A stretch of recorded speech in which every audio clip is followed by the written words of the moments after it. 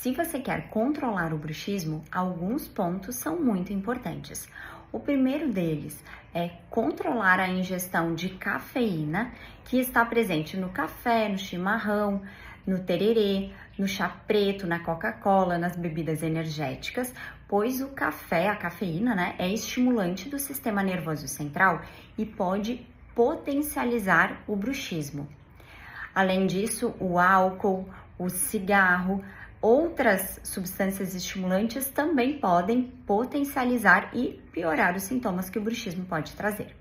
Se você tem bruxismo, também é importante que você seja avaliado por um dentista para investigar a necessidade do uso de uma placa oclusal para você dormir. Essa placa fornece proteção aos seus dentes e também às suas articulações e é muito importante para evitar consequências negativas do bruxismo sobre essas estruturas. Além disso, se você está sofrendo com dores na região da mandíbula, dores aqui na região das têmporas, um fisioterapeuta que tenha expertise no tratamento de bruxismo pode te ajudar a relaxar esses músculos, aliviar essa dor, o cansaço e a fadiga que o bruxismo pode causar.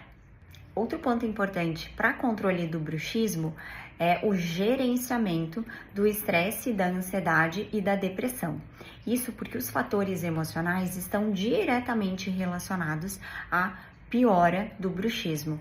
E um profissional da saúde mental, um psicólogo ou um psiquiatra, podem te ajudar nesse processo e também técnicas que você pode fazer em casa, como a prática diária de meditação, em especial do tipo mindfulness, pode te ajudar bastante com isso também. Se você tem a doença do refluxo gastroesofágico ou se você tem problemas respiratórios, também é muito importante que você trate essas condições, porque ambas podem induzir um bruxismo e a melhora desse bruxismo só vai acontecer com a melhora do tratamento dessa doença inicial. E agora me conta aqui, você sabia que tudo isso estava associado ao bruxismo?